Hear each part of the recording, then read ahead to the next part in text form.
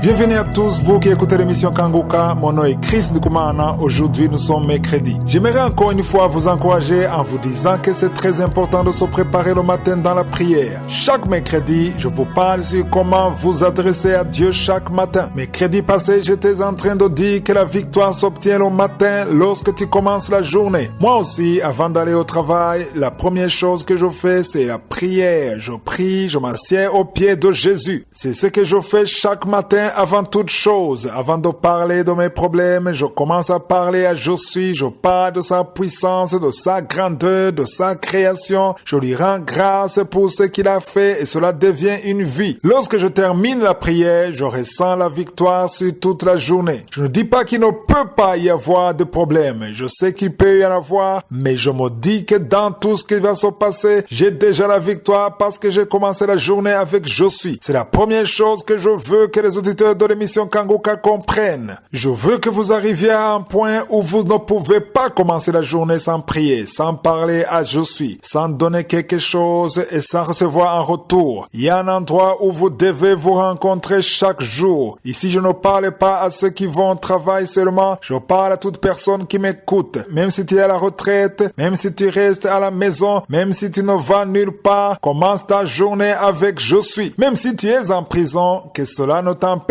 pas de commencer la journée avec Jésus, car si tu commences la journée avec lui, il sera avec toi. Il sera avec toi dans la prison, à l'hôpital, il sera avec toi à la maison, il sera avec toi au travail, il sera avec toi à l'école. Il y a une parole que je veux vous donner pour qu'elle vous aide. Il y a certains versets que vous devez connaître par cœur afin qu'ils deviennent votre vie. Dans Philippiens chapitre 2, verset 13, il est écrit que c'est Dieu qui produit en vous le vouloir et le faire selon son bon plaisir. C'est très important. Il y a ce que je peux appeler influence. Dieu peut nous influencer à faire ce que lui-même veut qu'on fasse. La devise de Kanguka, le premier point dit que nous devons accepter la volonté de Dieu même lorsqu'elle est différente de la nôtre. Parfois, on ne connaît pas vraiment ce qu'est la volonté de Dieu pour nous. Dieu peut vouloir que tu fasses certaines choses, mais toi, tu n'es pas au courant de cela. Peut-être parce que tu ne sais pas encore reconnaître la voix de Dieu. Comment Dieu parle. C'est très important de vouloir que Dieu te pousse à faire certaines choses. Comment te pousse-t-il? Il met en toi une pensée. Tu vas te retrouver en train de vouloir aider quelqu'un. Tu voudrais faire quelque chose par cette personne. Tu vas le sentir en toi parce que c'est Dieu qui a mis cette pensée en toi. Quand tu pries tous les jours et que tu prépares la journée, quand tu vas à la montagne de Dieu et que tu t'entretiens avec Jésus, si tu loues Dieu sans te lamenter, si tu le fais tous les jours, le Saint-Esprit va commencer à parler à ton esprit. Dieu va commencer à déverser sa volonté sur toi. Tu vas commencer à vouloir accomplir des choses, même ce qui n'était pas en toi. Ça va commencer à venir. Tu vas te rendre compte que ce que tu veux faire, c'est cela même que Jésus veut que tu fasses. Le fait que tu prépares la journée va pousser le Saint-Esprit à mettre en toi des pensées qui sont conformes à la volonté de Dieu. Ce verset, c'est un verset très important. Il dit que c'est Dieu qui crée en nous le vouloir et le faire. Pourquoi le vouloir et le faire? Parce que quand Dieu t'a déjà donné une vision, il peut arriver que tu ne saches pas comment tu pourrais le faire. Mais si cela vient de Dieu, Dieu lui-même tracera le chemin à la façon dont tu ne penses pas. Peut-être qu'il y a quelque chose que tu veux faire, c'est quelque chose qui bouillonne en toi, tu veux le faire, mais tu ne sais pas comment. Si cela vient de Dieu, prie afin que si réellement cela vient de Dieu, il te donne la capacité, les moyens, les personnes nécessaires parce que cela vient de lui. Mais si cela ne vient pas de Dieu, il n'y a aucun problème, la vie va continuer. Prie chaque matin quand la journée commence afin que Jésus influence tes pensées pour que tu fasses des choses qui sont conformes à sa volonté. Il faudrait prier pour cela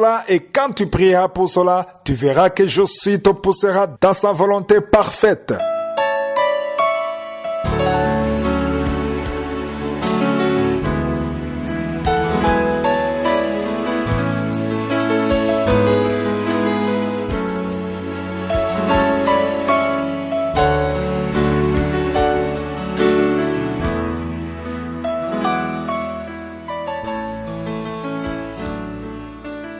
Nous sommes dans la deuxième partie, nous continuons l'étude de la deuxième lettre de Paul aux Corinthiens. Nous sommes sur le chapitre 9.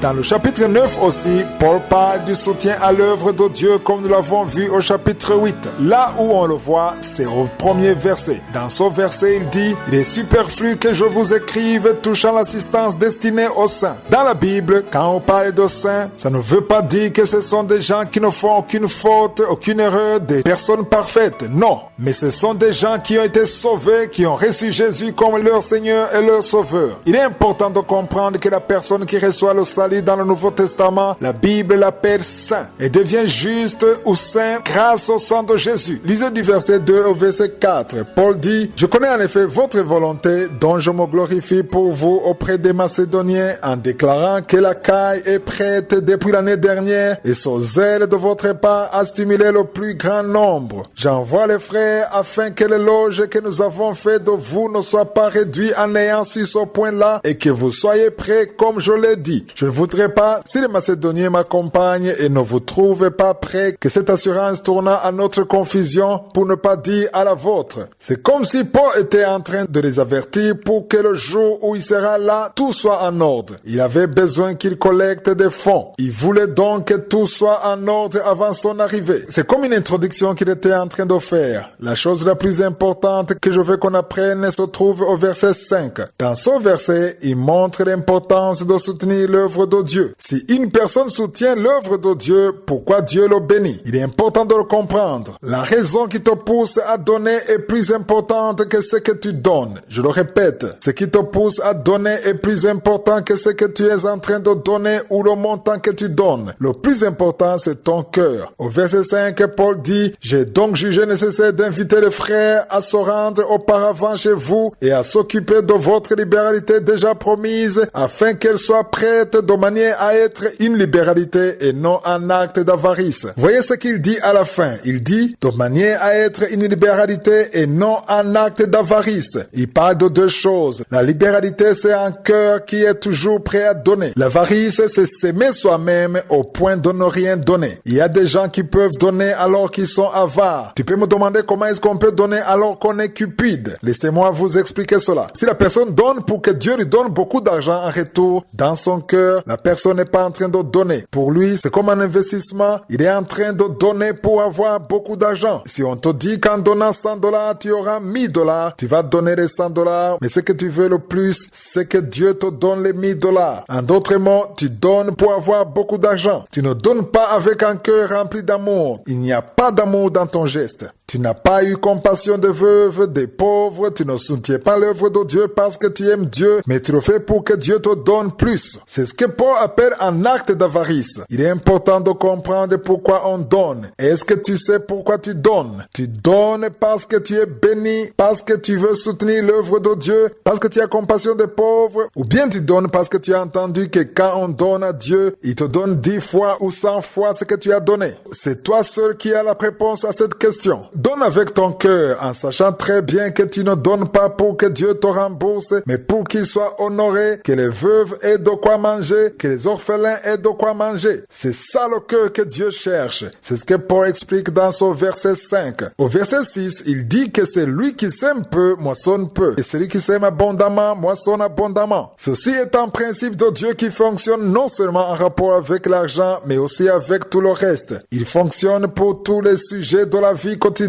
Si tu as de la haine dans ton cœur, tu sèmes la haine et tu vas aussi récolter la haine. Ce que tu sèmes, c'est ce que tu récoltes. Voyons verset 7. C'est un verset très intéressant et je veux que toutes les personnes qui m'écoutent dans cette émission le comprennent bien, que l'Esprit de Dieu nous aide à le comprendre. Il y a toujours un problème en ce qui concerne le soutien dans l'œuvre de Dieu si on compare l'Ancien Testament au Nouveau Testament. Dans l'Ancien Testament, ceux qui donnaient à Dieu, ils le faisaient comme une loi. Il n'y avait pas d'amour dans cet acte. C'était une loi et il fallait le faire pour ne pas être maudit, pour ne pas subir un jugement, pour éviter que toute sa vie soit détruite. Il fallait donner pour être en paix avec Dieu. C'est ça l'Ancien Testament. Mais le plus triste, c'est qu'aujourd'hui même, où je vous parle, il y a beaucoup de chrétiens, beaucoup de serviteurs de Dieu qui enseignent aux gens de donner dans la peur. Ils commencent à avoir peur de mourir s'ils ne donnent pas. Ils ont peur de tomber malades, ce qui fait qu'ils donnent comme ceux de l'Ancien Testament. Ils n'ont pas compris que l'Ancien Testament est très différent du Nouveau Testament. Notre temps est écoulé, mais dans Kanguka de demain, je veux bien expliquer cela. Que l'Esprit de Dieu nous aide à le comprendre. vous souhaite tous une excellente journée. Que Jésus vous bénisse.